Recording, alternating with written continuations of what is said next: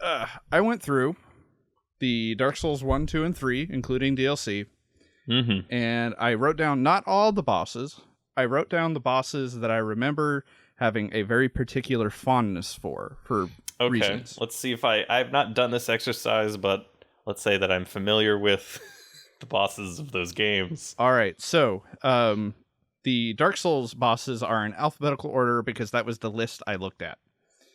Okay. Let's see. But it's not all the bosses. So not all of them, sure. So we'll try and narrow it down. We can do it game by game at least, and then kind of narrow it down. And then narrow it down. These are our deliberations. So I have Capra Demon written down because awful. So as a boss fight, Capra Demon is bad, but as a set piece memorable experience, sure. Yes. So I just wanted to say that ceaseless. That's fine. Ceaseless Discharge. I like the design of Ceaseless a lot. I like the fact that you can cheese him. He has a great name. Yes. The cheese. It is the cheese is real. The name is good. I've never, in the thousands of hours I've played Dark Souls 1, I have never beat him legitimately. Okay, so I have. Okay.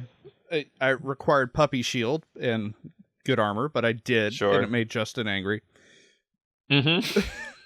But so that's Ceaseless Discharge. Now, Dark Sun Gwendolyn, again, not necessarily a good boss, but a really fantastic set piece. Okay. I'm gonna have to not. Yeah, I don't like Gwendolyn very much. Okay. I don't like the fight either. No, the fight is bad. The infinite hallway is interesting, but it's like a corridor shooter. It's like a side-scrolling shooter, basically. All right, you're trying to dodge incoming bullet hell. All right, and then you do a poke, and then you repeat. Let's see. Now, as far as memorable, well, Four Kings is the one I have next. Okay, Four Kings, yes. So you have you flip-flopped on Four Kings. Yes, I have. Yeah, that's true. Four Kings is, like a lot of things in Dark Souls, probably harder than it needs to be, to the point of frustration and annoyance. Unless you go in there over prepared and it's a cakewalk. Yeah, for certain definitions of cakewalk, right? Which would be like full Havel and then R1 spam, which is a legitimate way, to do it. I really don't like a lot of the mechanics. I like the lore. I like the environment. As simple as it is, it's very effective. Very creepy. And the first time you have the Four Kings fight, it is a very affecting moment. Yes, it's very terrifying. Because you're like fighting the one who's like, okay, and then like the second one pops, you're like, oh, I see what they're doing here. Oh, see, no. And this is the moment that is quickly extinguished. This is the same problem there is with video games that feature like say horror video games as an example. They feature chase sequences or things where a monster is chasing you. It's really only fun and thrilling if you almost die but make it, like the first time. Because if the danger is real and you can die, which probably should be, then you just start over and you do it again, and it's like, okay. Then depending on how hard it is, you just do it over and over again, and there's no interest in it anymore. It's just like, okay, I know exactly what's going to happen and how it's going to happen, and it's just going through the motions to try and get it to resolve the way you want it to. Right. That's the same thing with Four Kings. It's like, here's another king, and you're like, oh man, and then you're like, oh wait, this game isn't designed for multiple combat. Right. So it's a DPS race, essentially. A DPS race. Okay, so I will give it memorable points, but yeah, I don't really like. Good music. Do I? Yeah, I definitely like the music. I've listened to the music frequently. At least I've listened to the first 15 seconds of the music very frequently, as the case may be. Yeah. Let me put one out there. All right, you put one out there. And I don't want it to just be a rebut the whole time. We'll talk about the let's say one of the obvious ones, Ornstein and Smog. Yep. Or Smo, or Smuggles, or Smith, or Smith, or however you say his name. Smo, I think is generally accepted now, but I'd still prefer Smog. Now, after so many years, is that a good boss fight or not? I don't even know anymore. So, yeah, I suspect that it might be. I think it really is a good boss fight because, as you said, while the game is not built around multiple opponents in a empty space like the Four Kings fight is, where the kings have these huge attacks and homing stuff and a bunch of other things they can do. There's a whole lot of BS flying around. Yeah, Ornstein and Smo is it is a smaller arena. It's still large, but it's not as big as the Four Kings arena. That is right. The pillars might make that an actual good fight instead of a bad one. Well, okay. I think it does make it a good fight because it gives you environment to manage the fight. It's when all of the Souls games try to do the multiple enemy fight without any terrain to help you, then it's just bad. Okay, I think I'm gonna put a little tentative check mark on Ornstein and Smo. Okay, well, how about one I have starred? Okay, Gaping Dragon. Sure. Yes. Very good. Yes, it is. Just great design, disturbing, unique, terrifying. Only the lightest bit of bullshit sprinkled on top with the sorcerer. Yeah, the sorcerer. Right, which you can kill really easily. You can, kill beforehand or during even. But yes, it's just the lightest little sprinkling. So the introduction cutscene, like the fight, the whole thing, it is top to bottom good. It's a set piece fight that is also fun. Okay, all right, we definitely have Gaping Dragon here. Now, most of the good stuff in Dark Souls 1 is in the DLC. So, what about Artorias? I think Artorias goes on this list by default. Artorias goes on the list by default because I think he might be the best boss fight in the game because he maybe even in video games. Well, I mean that's a bold statement. That's a real that's in the Dark Souls is in the Dark Souls he might be. I mean we are doing science here, and this will result in facts. Right. So Artorias, he's really great because it is a mechanically really fun fight. Lore-wise, it's really cool, and it's also a great set piece. Yes, it is all those things. Yeah. Full package. And it is the kind of fight where it is as hard as you want it to be, but its default hard is still very hard, but not unfair. Do you want to put Manus on here? No. Moving on. Yeah. I will say about Manus, awesome design on a boss. Mm-hmm. Very difficult, and his hand, as you might assume, based on his name, a prominent part of his attacking strategy. Right. I don't want to really say anything else about Manus. Okay. Calamite.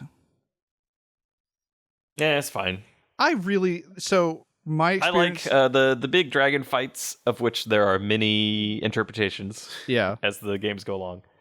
Calamite's probably the best. I mean, Midir. If Midir didn't have so much HP, but yeah. I will say my experience with Calamite was the first time I fought him. Well, the first time I beat him, I was like, I'm cutting off his tail. Mm-hmm. And so that because you didn't know it at the time, but you really like Monster Hunter. Yeah, I kind of did know it. It's just Monster Hunter was only available on Nintendo platforms. In your heart, you knew. Yeah, but so that was an hour and some change of fighting, just learning moves and trying to get that tail. And at the end of it, I had used all my Estus. I had used like 7 humanity. It was stressful and it was great, and I never felt like crap happened. It was a really fun fight, so that's why Calamite is one of my favorites. There's one more boss, or 2 more bosses from Dark Souls 1 I did want your thoughts on. Okay. Sif. There's a lot of good in these games. I don't think Sif makes the cut. Sif has a good story. I guess we consider the full package. It's probably one of the best ones, especially considering the like the cutscenes they added after you go right to fight Artorias, which is just like super duper sad, even for Dark Souls, where everything is always sad anyways. Yeah, where well, I don't want to kill you because you helped me once, but I gotta protect my master's grave. Sorry.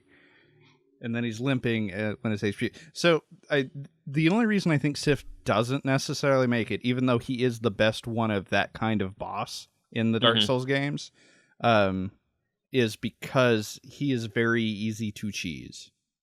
They're not necessarily cheese. I have never had a hard time fighting Sif if I was paying attention. I suppose it's timing like anything, but if you can get inside the 360 slash, that's really right. That's just basically the one move you need to learn how to do. Yeah, but at the same time, it's really good fun. All right. Now, this is the last one I want to mention is my feeling for the best music in the game, as well as thematically a very interesting fight that, if you know how to cheese it, is super, super easy, and that's Gwyn. Okay. Nah. No, Gwyn. I don't. The endings of Dark Souls games are not their strength, and I don't like Gwyn very much. Okay. I mean, I get the idea. It's basically just a broken old man, and he has some neat piano music. And he has some really good piano music. It's not just neat. It's like music theory-wise, it is super well put together and well executed. But hey, maybe Gwyn will still be on the list. Maybe. Maybe there'll be a chance that he might be able to come back. All right, so that's what I have for Dark Souls 1. Do you have any other Dark Souls 1? I was looking over the list just to give consideration to at least Pinwheel. No. Is very creepy. He's super creepy, but Bed of Chaos is such a good idea. Yeah. It's just execution. Again, my first experience with Bed of Chaos was a really fun fight where I didn't deal with any of the crap that makes that fight not fun. I got super lucky. I was their dream case, and then the next 40 times I fought the Bed of Chaos, it was awful. Anytime I didn't just cheese it. There's always Quelaag. There is Quelaag, Lava Spider. I do like Lava Spider Lady. A Centipede Demon. We forgot that thing existed. I guess that was in the game. Yeah. All right. Dark Souls 1 is... Or all the demons. Fire Sage. Yeah, the Stray and the Fire Sage. Yeah, okay, yeah. Of course. Yeah. I mean, the Asylum Demon is it is a wonderful, welcome to Dark Souls. It also teaches you something that is completely untrue in all previous and future games. Which is that you can leave the boss room and to continue exploring. The first thing Dark Souls teaches you is that this huge demon is too powerful for you, but it's okay, because you can probably just leave and come back later. And that is not true of any boss previously or in the future. Huh, I never thought of it that way. Dark Souls 1 is beloved. And I feel like a lot of people, this is weasel language, but whatever, that some believe that it has a fantastic tutorial in the Undead Asylum. I disagree because of that point that undoes a lot of what you're supposed to know about the game and what is true for the game in all of the versions that come after it, including Bloodborne. Yeah, they don't ever use that again. Yeah, that's including not just including Bloodborne, but also including Demon Souls. So I said it was like this one time, and it's in the tutorial for the game that most people started with for introduction to the series. Right. So yeah, that's my little rant for that. Moving on to the best Dark Souls game. Dark Souls 2. All Dark right. Souls 2. I'm gonna. I only have 4 on my list so far from Dark Souls 1. By the way. Okay. Read off the 4 you have real quick. Ornstein and Gaping Dragon, Artorias, and Calamite. Okay. Yep. I think that's a good list. That is a good list. We winnow that down. Dark Souls 2 right. is a fantastic Dark Souls game, and the internet is usually wrong, but this is on the internet, and this time the internet's right. Right. And Dark Souls 2 is great. Now, the thing that Dark Souls 2 had a lot of was bosses. Now, did it have a lot of good bosses? 2-3 years worth of bosses, if I were to have some sort of metric. Okay, so the first one I want to talk about is Dark Lurker. Fun times had by all. The Dark Lurker. Who doesn't like the Dark Lurker? Who doesn't like being forced in? This is supposed to be a positive list. Yeah. No, I just wanted to start with that one because I think it's funny. All right. You can probably Dark Lurker is not on my list. Mostly because it was much better when you fought him at the end of the expansion to Diablo 3. So all right, well, I have four starred names on Dark Souls 2. Number 1 at the top of the list is, I have to remember the name of it, but it's the Chariot. Oh, really? I didn't have the Chariot on my list at all. The Chariot is one of the most unique boss fights in Dark Souls, all of them. So that is true. It gets just a lot of points for being very weird. Mm-hmm. And being different. I think of it conceptually, or abstractly. I guess conceptually also works, but abstractly, it's a better version of Dark Sun Gwendolyn fight, right? And it's also a better version of the dragon in Dark Souls 3, which I forgot existed until I just thought of it now. Where it's the ancient wyvern. Yeah, the ancient. Yes, that's the one. So that's what I was going through. There is a level component, a exploration component, where it's not just the fight. There's a little bit of setup involved. You know, it's going from hiding place to hiding place, trying to figure out how to get rid of the stupid resurrecting things. And then there's interesting ways it could go at the end where you can like slam the door on him, or you can just you can totally just hide in a nook and shoot him until death. Mm-hmm. And then, crazy horse fight afterwards, which is maybe like most things in Dark Souls, probably too hard. Just to be annoying. Just like, okay, here's a breath attack, and you didn't know it was happening, so now you died. All right, so the Chariot, the Chariot boss I have written in.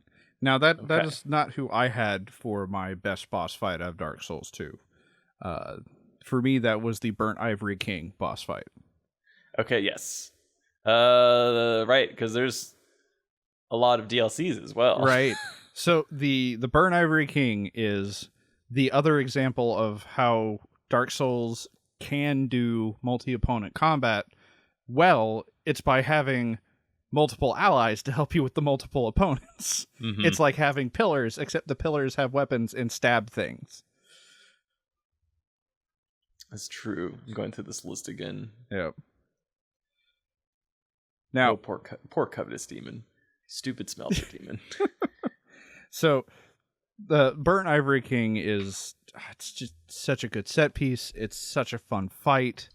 If you watched my perfectly legitimate run of it, you saw a fair amount. Let's put the Chariot on there. Ivory King is a great.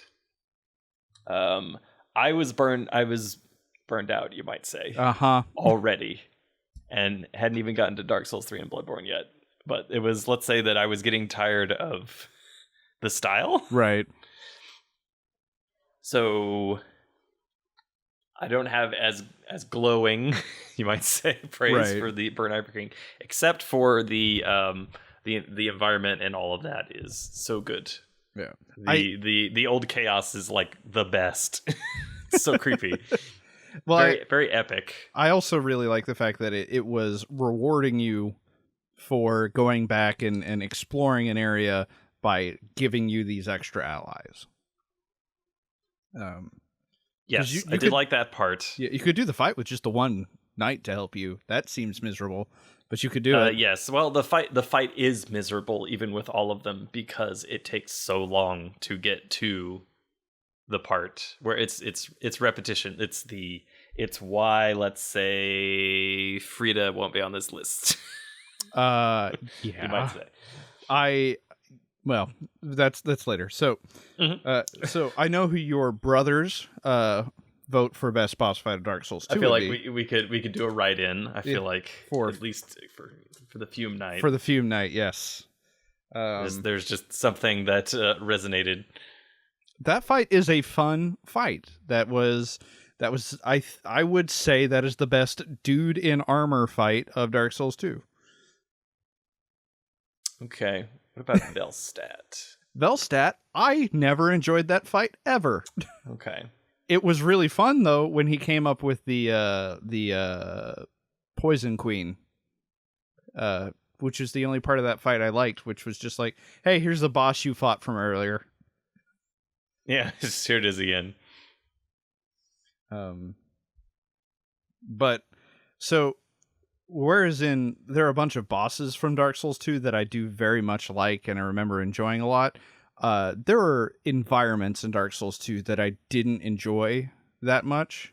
Mm-hmm. And the grave where Velstadt is, I cannot remember the name of that. Probably the Undead Crypt. The Undead Crypt. Like, the entrance to that is really aesthetically awesome, but the rest of the area I really didn't like. And also the Sunken King DLC area. I really didn't like that either. Oh, I like the Poison City. That is fine. Yeah. I'm gonna put. What about Sir Alon? So Sir Alon was I had Sir Alon in there, and that was a really fun fight. The area leading up to him, I think, was lame, but yes, unfortunately, that does bring it down a bit. But the Sir Alon fight itself is good, and I did like that it gave you a reward for beating him without getting hit. Yes. Which is the sword killing Alon for you. Mm-hmm. Which is amazing and hilarious. Now, there's also the big dragon fight of Dark Souls 2, which is Sin. Yes, there's the bad dragon fight, which is Ancient Dragon. Right. You might as well just do it naked because it doesn't really matter. But fortunately, there's a way to, cheese the AI. Right. Yeah, that one was, I guess it gets points for being really big. Right. It was a really big boss fight, and it looked impressive, but Sin is a much better dragon fight. Sin is a better dragon fight, yes. I wonder if Sin is my favorite dragon fight. I still like Calamite more just because since he thematically had an injured wing, he didn't spend as much time in the air, which I found annoying with Sin. But if only you had flash bombs. If only you had flash bombs, or if only you had infinite arrows and used a bow. How about number 5 on this list, Rathalos? What are your feelings on putting Rathalos in there? We just sneak him right in the middle. I don't really.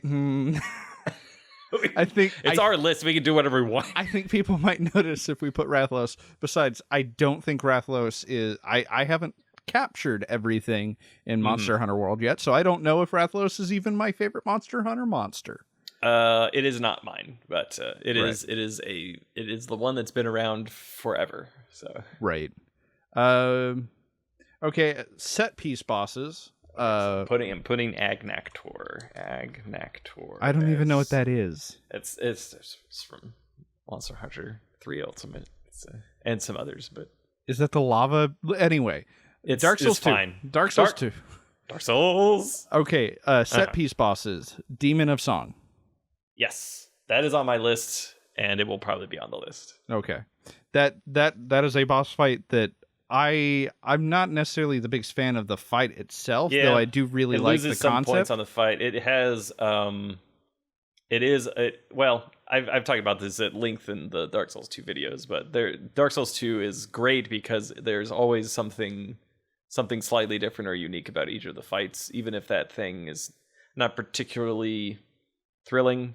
for instance, like this is the fight where it's a congregation, so you have to fight like 10 guys, and it's like lame. It's like, well, it's at least technically different. I feel like maybe the rats is a better example, where you just have to fight rats, and then there's one rat that's like the real one. Okay, so that's slightly different than dude in armor, which I guess the rat was a dude in armor, because obviously Dark Souls 2 was nothing but dudes in armor. Dudes in armor. Same thing with like Nachka and Old Iron King and Demon of Song. And the Sin and Sin, the slumbering dragon, is basically a dude in armor that flies. So if you think about it. So Demon of Song, the other thing is just the camera work when he jumps up. I forgot to finish my thought, which is, and then the gimmick is that he's actually invincible unless he pulls his weird skull face out. So. Right. And then when he jumps up, he's gigantic, and that is awesome. Also, he sings to you like an anglerfish, and it's very disturbing. Yes. Now, Old Iron King? No. Okay. Mostly because I don't even really remember much of Old Iron King. He's a giant, generic lava demon. He's just a Balrog. Yeah. Nachka. I like Nachka, but Nachka is just it's just like a poor man's version of what's her doodle from Dark Souls 1? Quelaag? Yeah. Literally the thing we talked about like less than 10 minutes ago. Yeah, I know, but I'm looking at this list of other things, and that was like more than 5 minutes ago, so okay, it's out of the brain. All right, and then the only other one I have written down, just because I thought it was a very interesting boss fight, just because of how it's the fight that made me shift how I play Dark Souls 2, because Covetous Demon, right? I got it. No. Put it at number 1. Yep. No, Lost Sinner. Okay. I was saying, Covetous Demon does eat you and then spit you out with no clothes on. So that is funny. That is kind of funny. But no, Lost Sinner, because I went into the Lost Sinner fight with a shield that had 100% block, but I wasn't really investing a lot into weaponry or messing with that. So it's just like, oh, I'll just turtle up and wear her down and it'll be fine. And Lost Sinner taught me that was wrong. Because stuff degrades way faster in Dark Souls 2, which makes like weapon maintenance a thing. And like it made it a very harrowing fight, because I actually used like armor powder or whatever, repair powder to not get completely wrecked. But I think Lost Sinner was a good kind of boss like that. What other bosses did you have? That's pretty much it. I like there's a lot of other bosses that I like, but I wouldn't necessarily put it on the side. Like, I like the Pursuer. Right, and the multiple pursuers. The multiple pursuers that come after you. I do like I like the look of Looking Glass Knight and like Flexel Sentry. Flexel Sentry is very weird looking. Right. I was going down this list again and thinking like, yeah, there's some of the multi fights at Dark Souls 2 are not great. Now, I will say they're never good in Dark Souls games, but they tried many variations. Skeleton Lords. I was about to bring them up again. Belfry Gargoyles. No, Belfry Gargoyles is garbage, but the Skeleton Lords, again, they give you terrain to try to minimize who you're fighting. Kind of, you do get terrain a little bit. If you can't fight 3 of them at once, not really. Like, no, but I understand if you know exactly what all the moves are, and if you're really good and you have iframe, blah blah blah blah blah blah. If you get good, right? Sure, maybe, but there's always you have to rush the first one down and then hope you kill the second one before the third one really winds up. So it's just it is a soft time limit. Sure. I think that's good. I've only got the 4 for Dark Souls 2. So say the ones you have for Dark Souls 2. I've got Ivory King, Executioner's Chariot, Demon of Song, and Fume Knight. Okay, so we're not going to look at Sin, and we're not going to look at I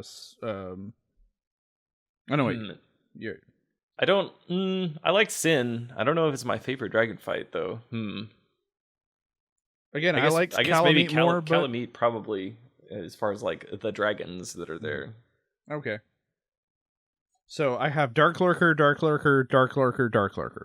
And also Rathalos. And Rathalos, yes. Okay. Okay, and then Dark Souls 3. All right, Dark Souls 3. That video game. I'm gonna get up a list so I can remember for sure what these things were. This is where I kind of fall off, because Dark Souls 3 is where I burnt out. And I wasn't even having to make videos of Dark Souls 3. Yes. It is the only Dark Souls game where I have only played it to completion once. Because I burnt out a little bit. But there were still boss fights that I enjoyed, either aesthetically or whatever. So we're going to start with the one that I thought was not necessarily hard, but a fun set piece and an interesting looking boss, and that would be the Cursed Rotted Greatwood. Yeah. It's the big weird tree thing. That has the hand that comes out of it. Yes, that one goes on the list because it is unique. It's also not extraordinarily frustrating like some others. Right. So the next high one on the list is Nameless King. Okay. Yeah. As far as the hard bosses go, I think that one's probably one of the best. I feel like that's the best hard boss. In quotes, hard boss. He's also kind of positioned as a super boss, to use like a JRPG term. Right.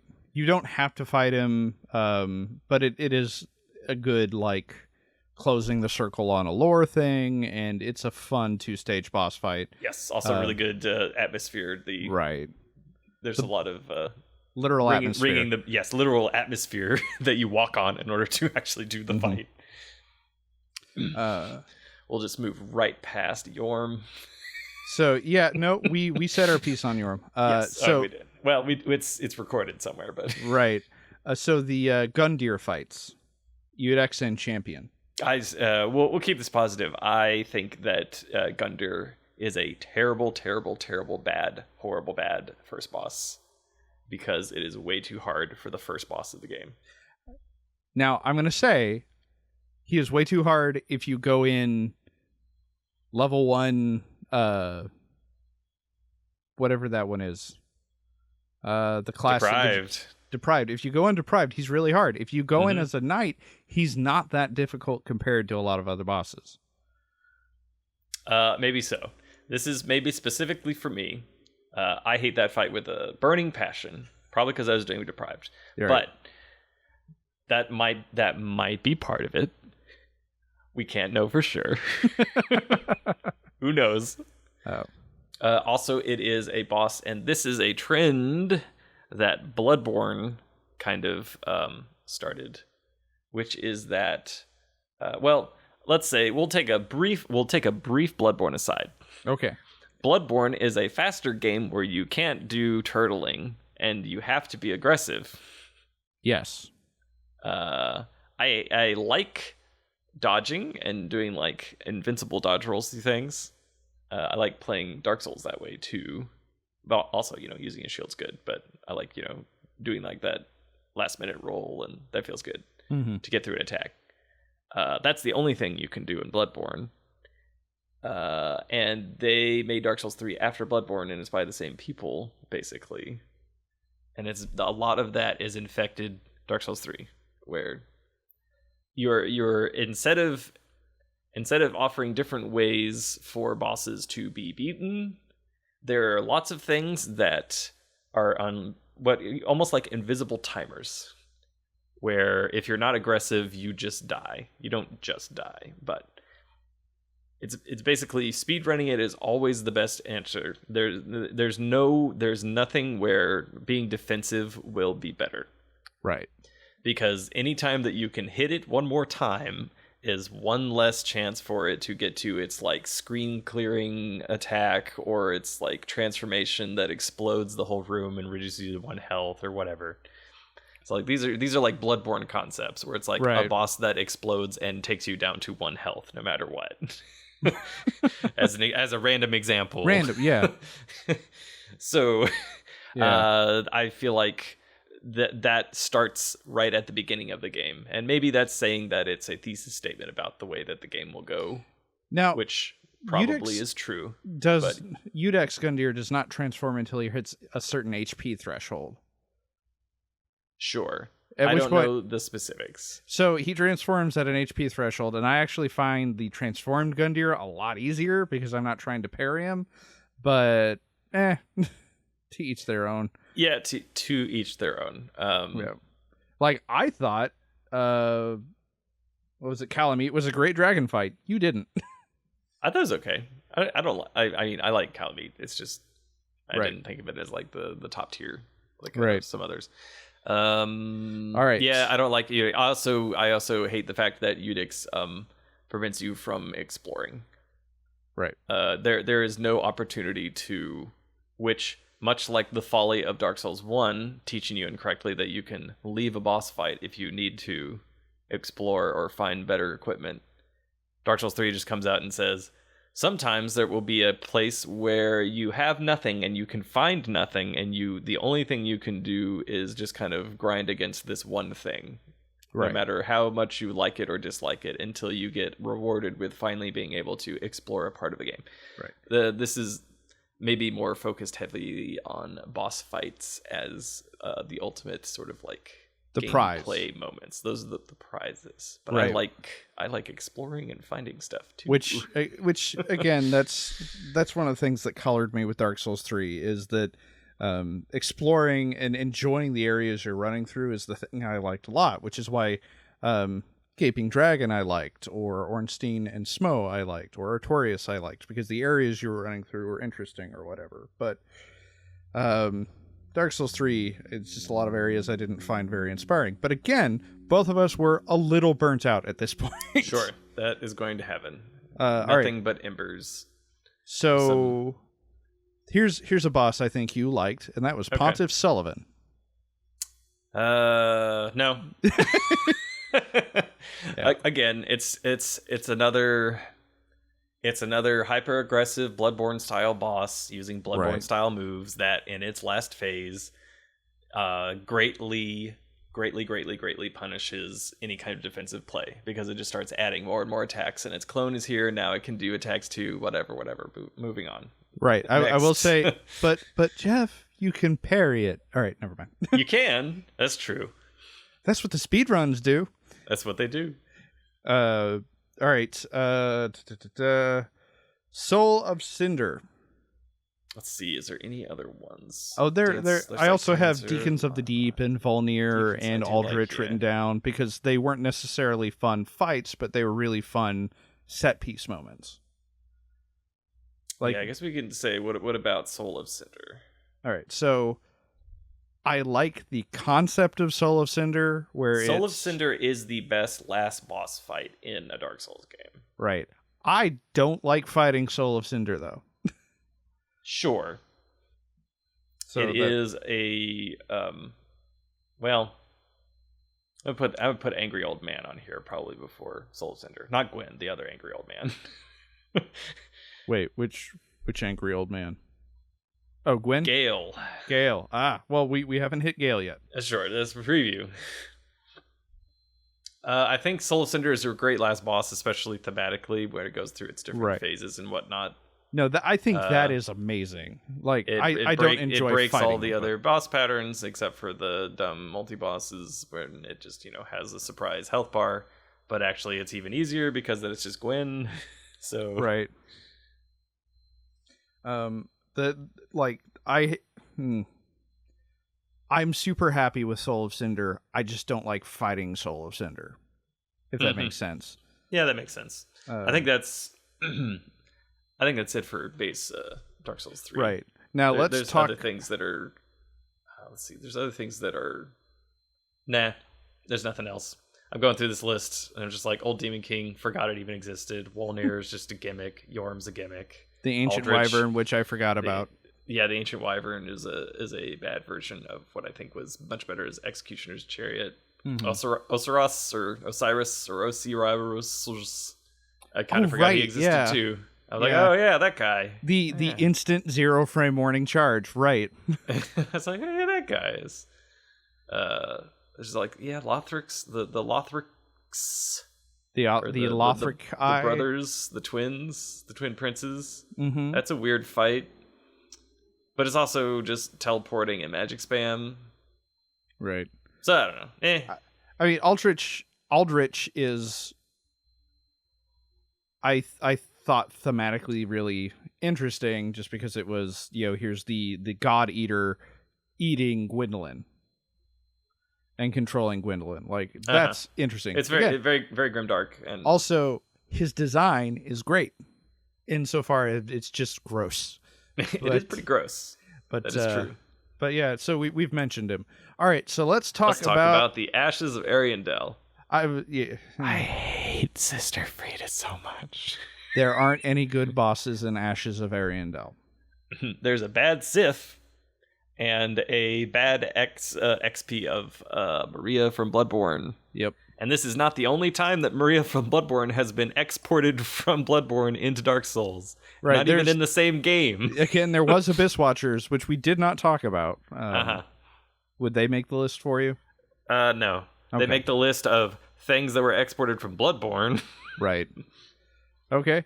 So Ashes of Ariandel, we didn't just like... as briefly. Okay.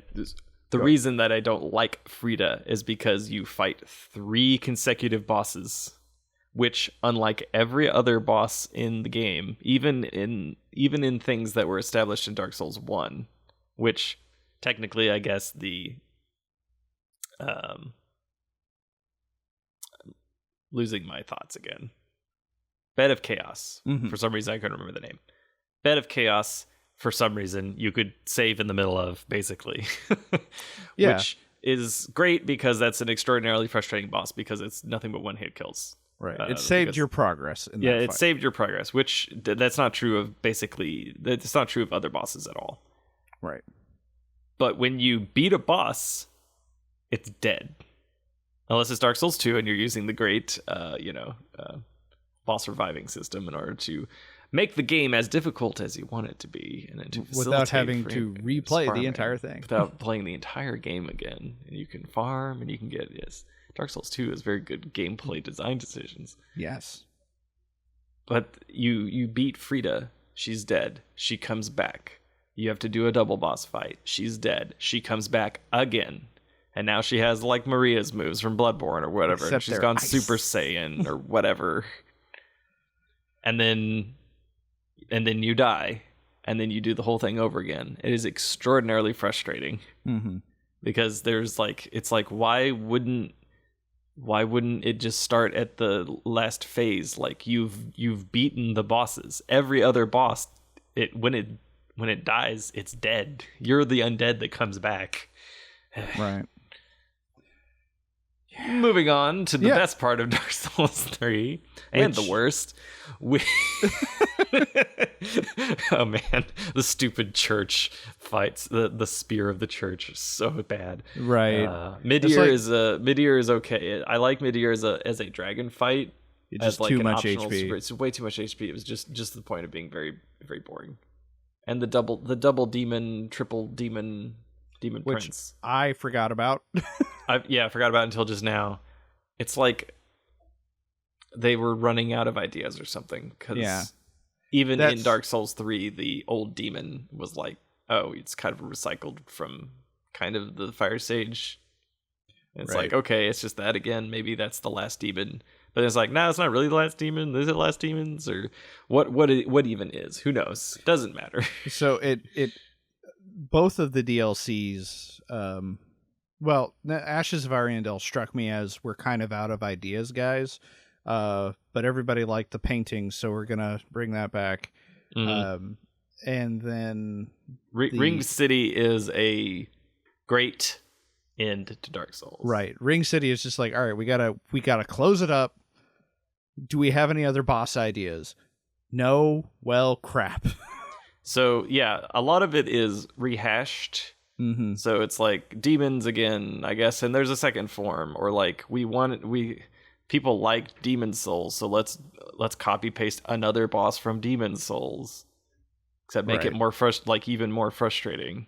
Like a unique, interesting concept from Demon Souls, except the couple of boss fights the couple times I tried that boss fight with you, the first opponent we had seemed to have infinite life and dealt like obscene amounts of damage constantly, and I I just couldn't hit him. Also, you remember how the old monk in Demon Souls had 2 ninjas in the room that constantly healed him?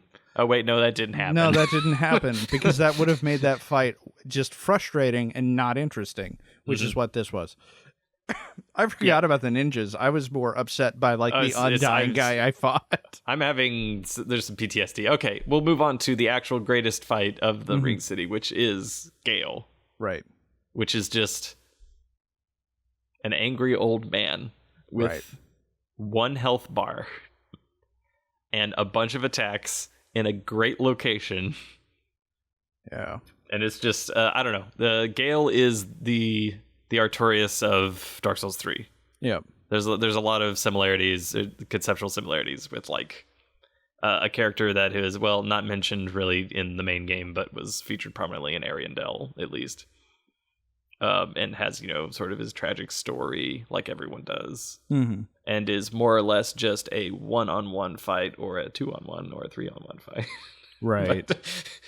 But there's no extra BS gimmicks. It's just you have plenty of room to walk around, and you can. It's a great location. It's a great setup. It's a great boss fight. I think I'll just go ahead and put that on the. No, Slave Knight Gale should definitely be on this list. Of all the fights in Dark Souls 3, the one I had the most fun with would be Slave Knight Gale. Either that one or Nameless King. Mm-hmm. I think that does it for consideration. That does it for the Dark Souls consideration. The reason we're not talking about Bloodborne bosses or Demon's Souls bosses is because I have played none of Demon's Souls, and I have played very little of Bloodborne. So all I can speak to is how the bosses look, not how fun they are to fight, or anything like that, because I didn't enjoy playing Bloodborne, and that's on me. That's not on the game. I mostly like Bloodborne. The end. Back to Dark Souls. Dark Souls. All right, so what did we write down for Dark Souls 3? I've got Curse Rotted Greatwood, Nameless King, and Slave Knight Gale. All right. I am okay with that. I'm okay with that. So how many names do we have total on the list? 11. All right, so... You just want to do a top 10? Cut one. Let's do a top 11. Just do a top 11. Okay, we'll do a top 11. All right, so of all of the bosses that we have starred, I think... do you want to just do number 11? Let's go in reverse order. No, we're doing reverse order. Okay, yeah. If this is how it's going to be done, sure. Yeah. So... the weakest of this list is what you're saying. Yeah, the weakest of the list. I think Demon of Song would probably be the weakest of the list. I think the weakest of this list are the ones that are interesting and memorable, but don't have that full package. Okay. So that I would personally put Demon of Song, Executioner's Chariot, and Curse Rotted Greatwood as sort of in a similar. The bottom 3. Yeah, as a similar kind of. Tier. So in that case, I would say 11 would be Cursed Rotted, 10 would be Demon of Song, and 9 would be Executioner's Chariot. Okay, maybe I should actually write this down. Maybe. Okay, I wrote down 11, 10, 19. That's not right. No, that's... Okay, it's gonna bother me if these are backwards, so I need to write the numbers first. No, not 90. Okay, this is too many. Yeah, no, we're not going to name half, 90. That we would only be able to cover half of the bosses in Dark Souls 2. Yeah, so many. It's a little fun joke there. Okay, so you're saying bottom 3. Yeah, I'm saying number 11 would be Cursed Rotted Greatwood. Number 10 would be Demon of Song, and number 9 would be Executioner's Chariot. Let's see, Curse Rotted Greatwood at the bottom. Okay, Demon of Song, I do like. And then Executioner's Chariot. Yes, I do like Executioner's Chariot, probably of those 3 the most, just because of its absolute strangeness. Yes, there's strangeness in all of those, but okay, I can hang with that. Okay. So, what would number 8 be? based on read who we have left actually. Okay, we've got Ornstein and Gaping Dragon, Artorias, Calamite, Ivory King, Fume Knight, Nameless King, Slave Knight, Gale. I do not have the same level of love for Fume Knight. I might even put some other person on the list maybe above him. So, Sir Alon, you mean? Yeah, like maybe even Sir Alon. Okay. I still like the... no, not really. Fume Knight is, to me, very plain and boring. Oh, I know. That's just the way it is. So would Fume Knight not make the list at all? I might lean towards that. So what would you put in instead of Fume Knight? Nothing, and make it a top 10 list. Fine.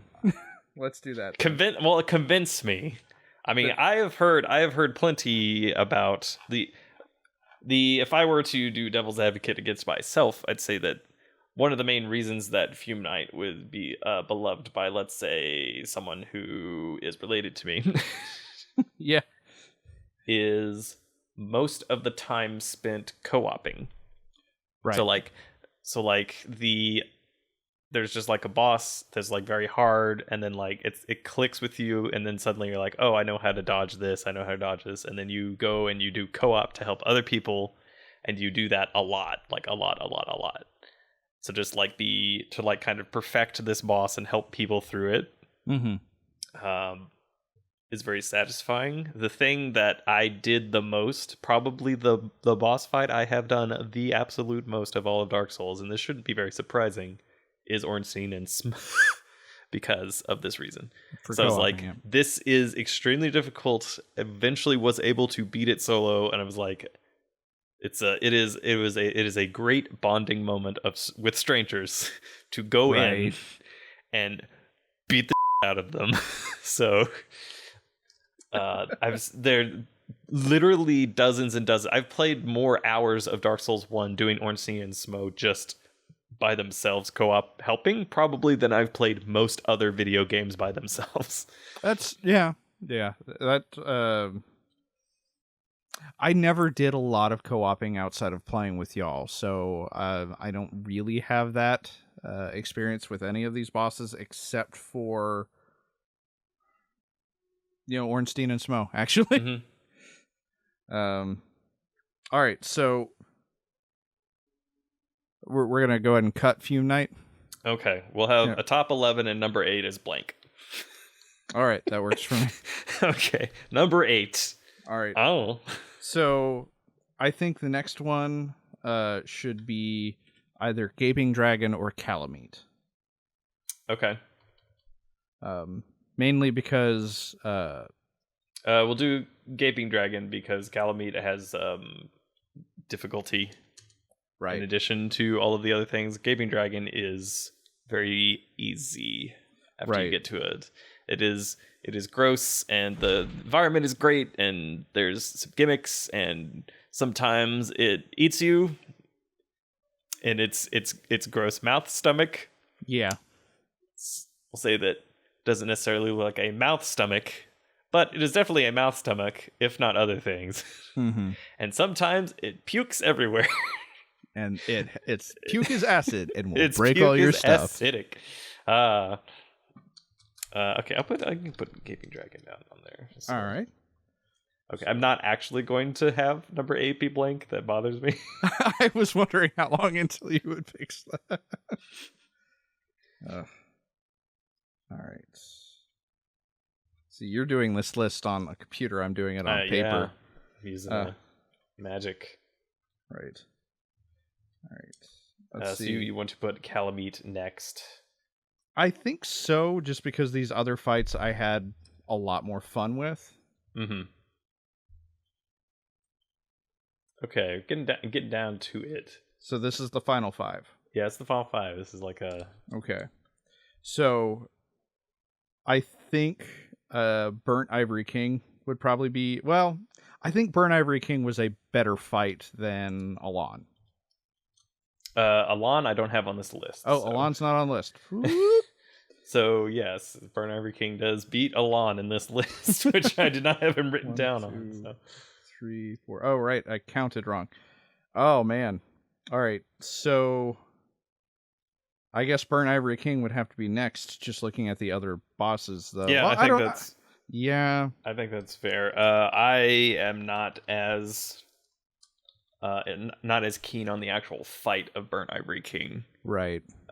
Mostly because it was it was like to me it felt just kind of like here's another aggressive penetrator type.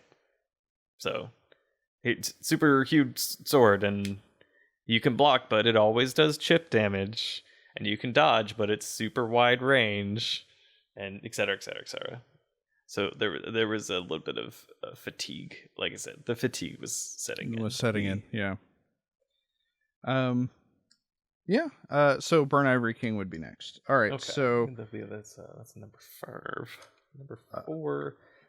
These are the last of these are all great. yeah, Ornstein and Smo, Artorias, Nameless King, and Slave Knight Gale. Oh man. So if we were just to go off of nostalgia, like Artorias and Ornstein and Smo would be 1 and 2 respectively. But yes, that is the reason that they're 1 and 2 respectively. Okay, we agree. No, I do not say that.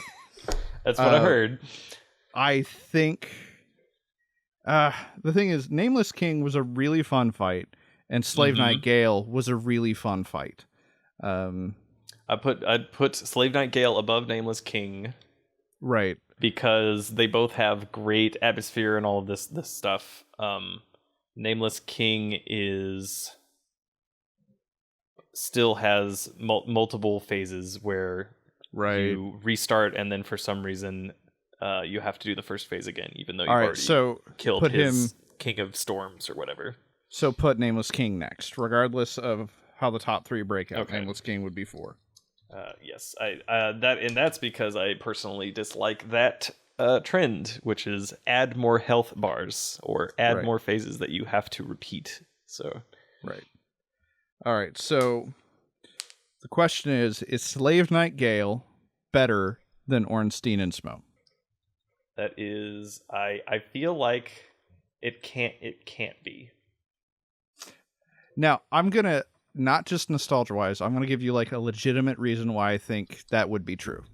Okay. That Ornstein and Smo would be better. I'll finish the final list while you're talking. So, Ornstein and Smo, and yes, thank you for pronouncing it correctly.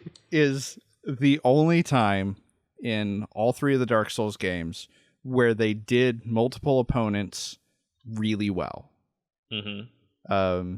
Again, it does have the 2 phases, and that is true. If you don't complete the first phase, you have to restart them. But the phases don't take very long, and once you complete the first phase, the second phase is actually significantly easier, not significantly harder. I wouldn't say significantly easier, but you can use the environment to your advantage. Right. Well, significantly easier is not true, but yeah, I always found the second phase easier. I also find second phase easier. So I think while Slave Knight Gale is the perfect final boss fight of Dark Souls, because it was a wonderful Dark Souls. It was a great way to finish up the whole thing, and a great well, here's your item. Here's the Dark Soul. There you go. Here, have the blood of an old man at the end of everything. Yep. Cool. So, I would say that Slave Knight Gale then would be number 3. Yep. I'm not actually arguing against this. And you would say Artorias or Ornstein as number 1. Ornstein and Smo. Now, Ornstein and I would say would be would be number 2. As far as if only because I feel like Ornstein and being number 2 works because they're very memorable. There's it is one of the things that most people remember from Dark Souls 1. If nothing else, you usually remember that. Right. Unless they've done the DLC, in which case they remember the real best boss, which is Artorias. Artorias, yeah. So I think Ornstein and are a cultural touch point, and are very important for that. But I think that Artorias would have to be the best boss of all 3 Dark Souls games. Okay, we've done it. And number 0 is Learning to Live by Dream Theater, as always. Okay, Learning to Live. And number -1 is Rathalos. Okay, well, you pronounced Agnactor wrong, but okay. Again, don't know what that is. And then number 11 is blank. Number 11 is blank. I had to move blank from position 8 down to number 11. To number 11. Okay, right. let's. Okay, here's the list from 11 to 1. 11 to -1. Blank. Curse Rod of Greatwood, Demon of Song, Executioner's Chariot, Gaping Dragon, Calamite, Burnt Ivory King, Nameless King, Slave Nightingale, Ornstein and Artorias, and then of course Learning to Live by Dream Theater and Agnactor from Monster Hunter 3 Ultimate. All right, we did it. We did it. It only took us over an hour. Over an hour. I love giving myself editing nightmares. Yeah, but see, hear that? I'm patting myself on the back. I haven't even done the work yet. Yep. Well, this has to be easier than that Transformers episode. Just remember that. Maybe.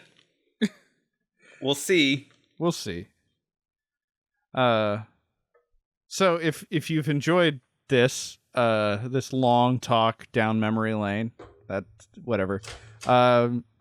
Feel free to go to Patreon where you can support us every month. And if you can't do that, one-time tips by PayPal are great. If you can't do that, like, comment, subscribe, all that, or tell people about us. Yeah, it's the LCS portion of the video. That's the LCS portion of the video. Normally, there would also be a podcast portion of the video, but we kind of already did that. We just did the podcast portion of the video. we sure did. We did it. We talked about Dark Souls again for an hour. For an hour. All right. Dark Souls.